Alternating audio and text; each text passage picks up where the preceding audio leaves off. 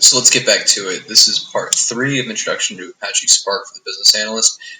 Where we just left off, I was ranting about how difficult, convoluted, confusing a VLOOKUP is, and how everyone who writes them, who doesn't also write code, says, well, I don't know how to code, but I can do this ridiculously complex, silly VLOOKUP formula in Excel.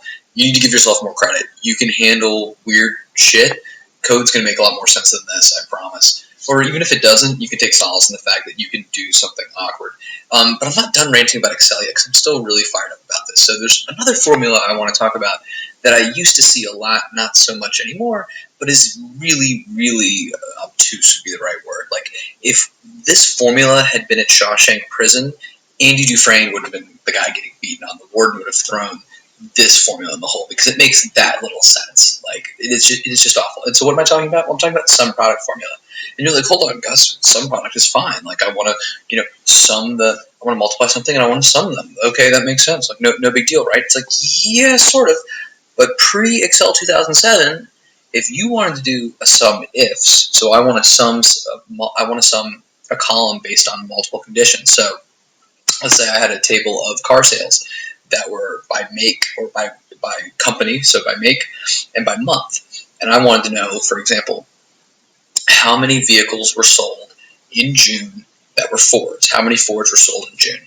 If you didn't have a sum ifs formula like we got, I think in 2007 or Excel 2010, you couldn't write sum ifs, this column equals Ford, this column equals June, sum this other column. Instead, you had to use the sum product formula, which is what I've got detailed out here.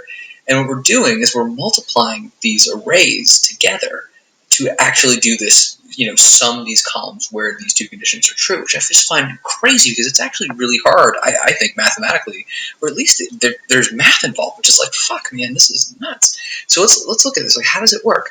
Well, what we're saying in this sum product is in array A1 to A10, check all 10 numbers, or I'm sorry, all 10 values, and if any of them equal Ford, then that value, wherever it is in that array of 10 numbers, or 10 values, sorry, I keep saying numbers because that will become a number. It will either become, if it's true, if it is equal, if let's say A4 equals Ford, then A4 in this array is going to be represented as a 1. If A4 equals Chevy, then it would be a 0. And likewise, in the next column, B1 through B10, what you're telling Excel is go through this array, and anywhere, any of those values, B1 to B10, if any of them equal June, make it a 1. Otherwise, make it a 0. And then finally in column C, which you can't see because you don't get to see the spreadsheet, that would be where we have the actual, let's say, the price of the vehicle. So what are we doing here? We're multiplying 3 arrays together, and each one is going to be a collection of, the first 2 are going to be collections of zeros and ones. So if any number is multiplied by 0, we have 3 numbers we're multiplying together, our answer is 0. If any number is multiplied by 1, the answer is itself. So if we wanted to do a sum ifs without having the ability to state multiple if statements, we can do it with a sum product, which is what everyone did pre-Excel 2007, and they did it this way. So you had to know that if you would work your way down this formula, you're going to say, oh, it equals Ford, okay, it's 1. Oh, the month is June, times 1, then times the price. And you're going to do that all your way through, all 10 of these. That's what your formulas do. You have to know that. I find that, extremely complex. If you can do this, which I'm not saying everyone has done or would wrap their head around easily, but this kind of stuff is happening in Excel, you can do the code. We're going to cover this is possible. This is not that hard. So if you have learned to write VLOOKUPs, you can learn to code. And I need you to believe in yourself because, God damn it, I believe in you. So now let's talk about why you actually should code. So I'm trying to explain that you can with Excel, with those Excel formulas, but I also know that you should do it. So let's take a look at a popular argument against coding. So from this New York Times article, the most telling argument against the need to code is the rapidly increasing selection and improvement of software, right? So why would I bother learning to write this myself? Some smart guy's going to develop it for me. I mean, that makes sense, right? I mean, that's all we've seen in the evolution of software. If there's something that I wanted or didn't know that I wanted, somebody wrote it for me. No big deal, right? Okay, I'm with you. Here's the thing I didn't tell you, though. That article, I made it seem like it was recent, like it was published in January. That actually wasn't true. It was published in January 1984, so that was 31 years ago. So 31 years ago, people were saying, don't bother coding. you're going to learn how to, someone's going to write the software you want for you. You don't need to know how to do this. And what happened? Quite the opposite, right? It's become more and more prevalent. So although this is kind of a common sense proposition, in reality, the data shows us, no. The easier it becomes to code, the more people are doing it, the more it's going to continue, the more prevalent it's going to become, the more you're going to want to continue to customize things that you're doing. So please understand, no one's ever going to be able to create the application you want because your needs are always going to change and evolve. And the fact that people are able to make software easily just means we're going to keep making more software. So now's the time. Like you want to do this. So we'll conclude our little introduction here by just saying you're going to have to code to gather some data, but you don't necessarily have to code to analyze it. So we're going to use Spark to gather a bunch of data, and then we're going to snip some off the top. We're going to pick the pieces we want, and throw them into Excel or into Watson Analytics or into Tableau or whatever you want to do or wherever you want to put it to analyze your data. We just need to gather it with code. So I think now is the time. If you've been on the fence or you're sitting on the edge of the beach, dive in or jump off the fence because Spark makes it worth it. It's easy enough now to gather large amounts of data that there is no previous way you could have done this without coding. Now the coding is easy enough that you can if you haven't done it before.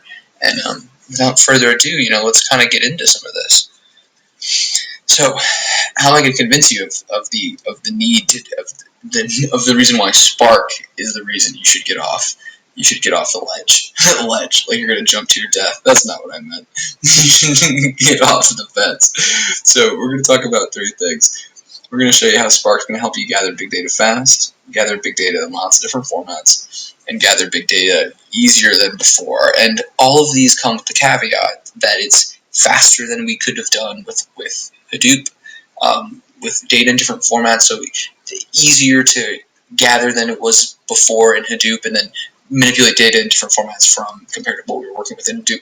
The middle point isn't actually as drastically different, but I think it's still easier from our standpoint, and I'll try to make that case to you. So yeah, you're going to say to me, hey, I've heard this before, right? Like, this is what they said about Hadoop. Analyze lots of data fast, easily, all in one place, right? So how is Spark different? And we've touched on this a little bit, but we need to go through it specifically now for each of these three things. So I want to show you how Spark is faster, how it gives you more flexibility with data types, and then just the general ease of use. So the speed things, which you've heard about I'm sure you've already heard this, but it bears repeating. So there's this standard distributed systems or cluster computing sort competition, I guess. I mean, that sounds uber freaking nerdy, but the idea is you sort 100 terabytes of data. So the record had been previously held by Hadoop, and I'm kind of slightly paraphrasing the statistics a little bit to just make it super clear, but with Hadoop, they used 200 machines, and it took them an hour to do so. Spark used 20 machines, so a tenth of the machines, and they finished the 100 terabyte sort in a third of the time. And I think even more interestingly, they used AWS to do this. So the Hadoop guys, the Yahoo guys, who had previously held the record, were using dedicated hardware, bare metal that they had, and then meanwhile the Spark guys were going over the wire, over across the internet to hit AWS. So that's definitely not going to help the performance, and yet they still crushed them. So hey, Spark is fast, but I think you may have already known that. So let's talk a little bit about Hadoop, how Hadoop processes data. So I had talked about this before, but I want to hammer it home. With Hadoop, there are two core components: HDFS and MapReduce. So HDFS is where we store distributed data. So that's just, you want to put data on multiple machines, yet still have one or two computers that kind of know where everything is. That's the Hadoop distributed file system. MapReduce, just how we process, how we analyze the data that's on all these different computers. So it's sitting on all these computers. How do we get to it? We write code in this format called MapReduce, or this paradigm, which is, I know, kind of an abstract term, but we'll get specific very quickly. So why are they faster? The shortest answer is just Spark is going to use memory, and Hadoop is going to use disk. So we talked a little bit about that before. The specifics aren't, I think, super important for what we're doing. We just know that with Spark, it's much better at using the memory on each of those machines, the short-term memory, your RAM, whereas Hadoop is always going to work from disk more often, and that's going to slow it way down.